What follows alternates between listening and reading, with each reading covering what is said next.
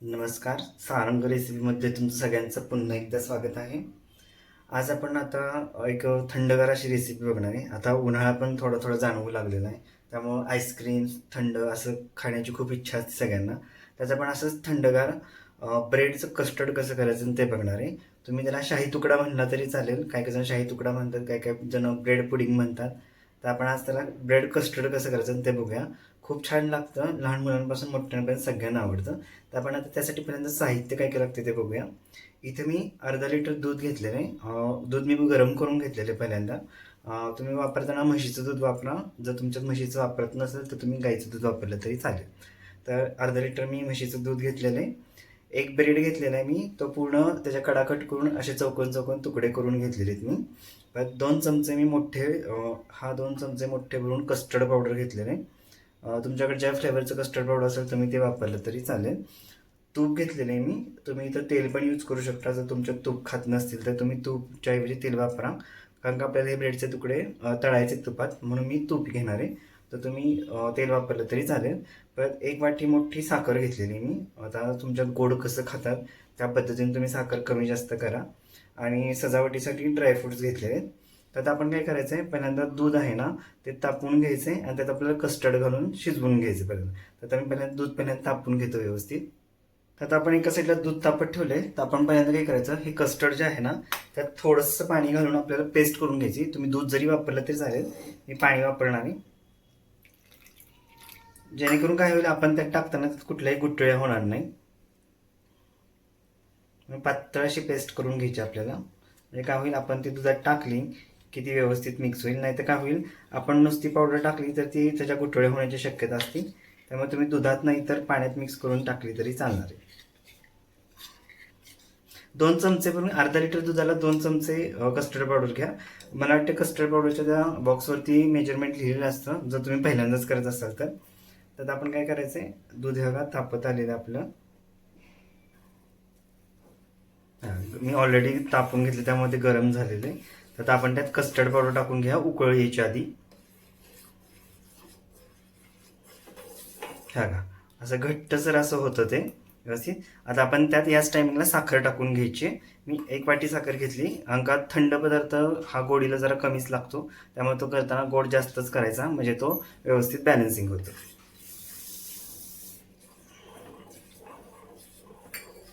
आता हे कस्टर्ड एक 5 मिनिटं आपल्याला चांगलं व्यवस्थित शिजवून घ्यायचंय. म्हणजे काय होईल, जेणेकरून ते कुठल्याही गुठळ्या ते त्यात होणार नाही. आणि मग हे शिजवून झालं की आपण ते एका बाजूला थंड करायला ठेवणार आहे व्यवस्थित.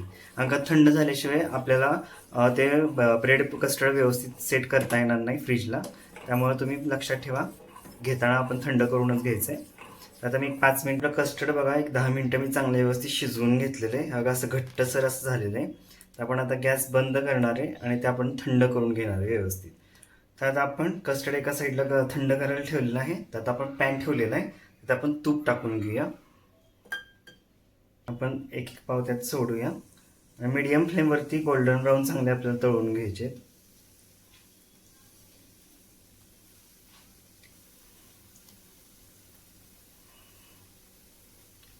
आपल्याला ते दोन्ही साईडने आपल्याला चांगले गोल्डन ब्राऊन तळून घ्यायचे.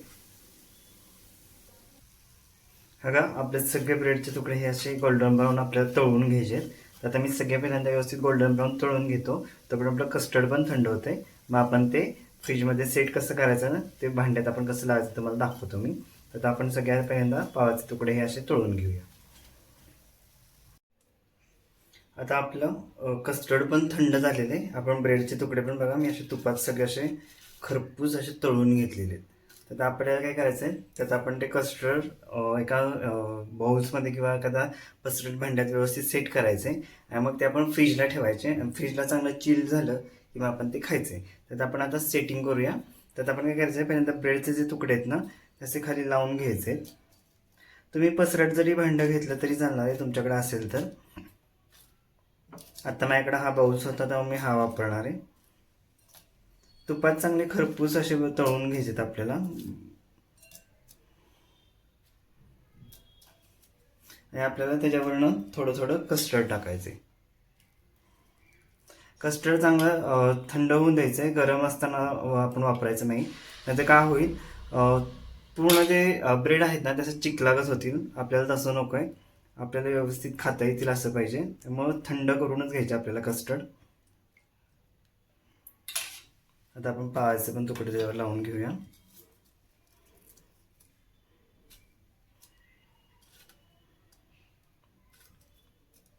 लहान मुलांना तर हे खूप आवडतं, त्यामुळे तुम्ही नक्की ट्राय करून बघा. खूप सोपं आहे, पटकन होणार आहे. आणि परत कस्टर्ड टाकून घ्यायचं आहे.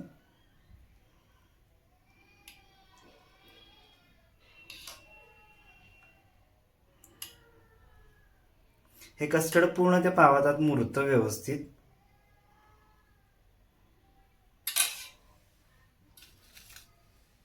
कस्टर्ड पाव अशा आपण लेअर करत जायचंय.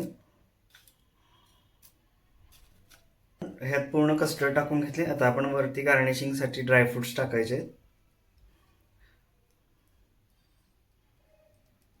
आपण हे असंच व्यवस्थित फ्रीजमध्ये एक 2-3 तास चांगलं चिल्ड करून घ्यायचंय आणि मग आपण ते खाण्यासाठी सर्व करायचंय.